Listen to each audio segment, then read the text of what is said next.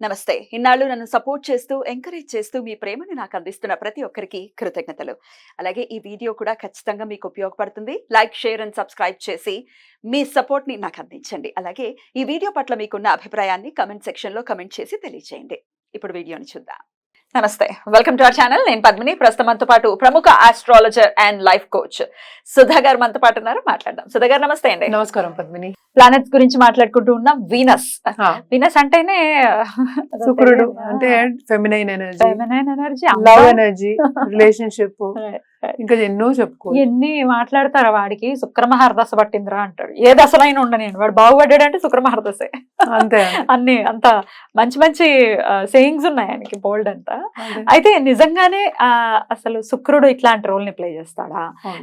ఎక్కడెక్కడ ఉంటే ఆయన బాగా బలంగా ఉంటాడు, మంచి మంచి రిజల్ట్స్ ఇస్తాడు. ఎక్కడ ఉంటే మనకి ఇబ్బంది పెడతాడు. మరి శుక్రుడు బాలేని వాళ్ళు కూడా ఇబ్బంది పడే వాళ్ళు ఉంటారు కదా. ఏమిటండి శుక్రమహాదశ అన్నారు, ఏమీ లేదు మేము నీచంలోకి వెళ్ళిపోయాం ఇంకా అనే వాళ్ళు కూడా ఉంటారు. మరి ఎట్లా అండి శుక్రుడు బ్యాలెన్స్ చేయాలి? నేను చెప్పినట్టు జాతకం అనేది సింగిల్ గా మనం ఏం చేయలేము. రైట్. శుక్రుడు బలంగా ఉన్నాడంటే ఎగ్జాల్టేషన్ లో ఉండాలి. ఇదేంటంటే మనం even for relationship, man and women relationship కూడా మనం చెప్పుకుంటాం. వీనస్ తెలుసు కదా, వీనస్ అంటే చాలా అందమైన ఒక లేడీ మనం చెప్పుకునేది.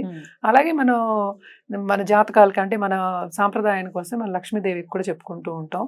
నెంబర్ 6 తెలిసిన ఒక విషయం, అంటే చాలా సంపద ఇచ్చే ఒక ప్లానెట్ అని చెప్పుకోవాలి.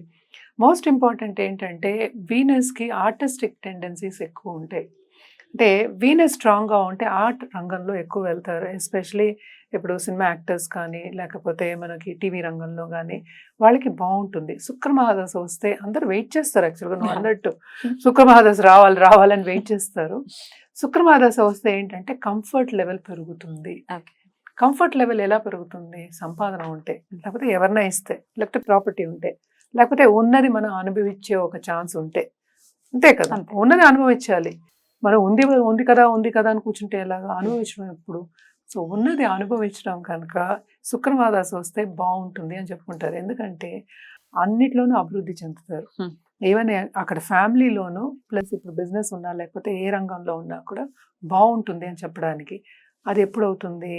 శుక్రుడు స్ట్రాంగ్గా ఉన్నప్పుడు. స్ట్రాంగ్గా అంటే ఏంటి? లగ్నం బట్టి చెప్పాలి. సో వీనస్ ఎక్కడ ఎగ్జాల్టేషన్ మనకు తెలుసు, మీనంలో ఎగ్జాల్టేషన్ అవుతుంది అంటే జూపిటర్ హౌస్లో, అంటే అది ఎక్స్పాండ్ అవుతుంది. అలాగే స్పిరిచువాలిటీ కూడా ఇస్తాడు శుక్రుడు. కనెక్షన్ వస్తుంది కదా, అది కూడా వస్తుంది అనమాట. ఎక్కడైనా బ్యాలెన్స్ అవుతుంది అది. సో అన్నీ ఉంటాయి మనలో, మనం ఏది జాగృతం చేస్తాం అది వస్తుంది మనకి. బట్ శుక్రమహాదశలో బేసిక్గా ఏంటంటే ఉన్నది అనుభవించడం, కంఫర్ట్ లెవెల్. ఇప్పుడు చదివే వాళ్ళు కూడా చాలా మంది ఏంటంటే చాలా బాగా చదువుతూ ఉంటారు, కష్టపడి చదివే వాళ్ళు ఉంటారు కదా, సడన్ గా ఆగిపోతారు. ఎందుకు ఆగుతారు? శుక్రమహాదశ వచ్చింది. ఓకే, ఆగడం అంటే ఏంటి? కొంచెం కష్టపడడం తగ్గిస్తారు. ఇప్పుడు ఎంజాయ్ చేయి అనేది ఇందులోకి వస్తారు. అంతే కదా. ఇప్పుడు ఏంటంటే ఫిజికల్ గా బాగుంటారు, చూడడానికి చాలా బాగుంటారు, అందంగా ఉంటారు. సో వాళ్ళకి ఏం కావాలంటే వాళ్ళ దగ్గరికి వస్తుంది. ఇంకేంటి? కాంప్లసెన్సీ వస్తుంది. ఇది న్యాచురల్ కోర్స్ ఆఫ్ ఈవెంట్స్. ఎవరు జాతకం చూసి చెప్పక్కర్లేదు. అది కాంప్లసెన్సీ వచ్చిందంటే ఏముంటుంది? సర్లే నాకు ఇంతే వస్తుంది అనుకున్న ఒక కాంప్లసెన్సీ వస్తుంది అనమాట. ఎలాగో వస్తుందిగా అన్నది కూడా కాంప్లసెన్సీ కదా.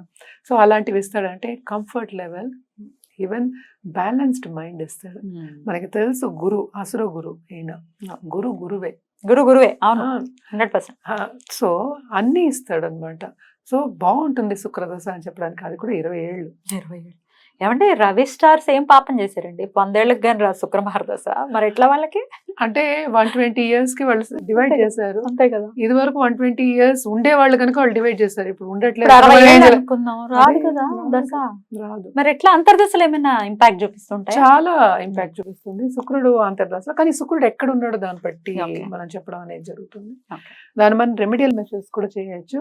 ఏంటంటే ఇక్కడ ఇన్ అసోసియేషన్ ప్లస్ ఏ స్థానంలో ఉన్నాడు అనేది వెరీ ఇంపార్టెంట్. ఓకే, వీనస్ మనకి తెలిసి ఎగ్జాల్టేషన్ ఏమో మీనంలో అవుతారు, మనకేమో కన్యలో ఏమో డెబిలిటేషన్ అవుతుంది. కానీ వీనస్ ఎగ్జాల్టేషన్ అయినా కూడా if the house is negative houses, let's say 3, 6, 8 అలాంటి హౌసెస్, ఎస్పెషల్లీ 6 and 8 houses, అదేమో కంప్లీట్ నెగేట్ చేస్తుంది. అంటే ఏంటంటే ఆ థింకింగ్ పవర్ అనేది ఎలా ఉంటుందంటే యూతల్ వాళ్ళని ఇబ్బంది పెడతాం, బాధ పెడతాం అనేది.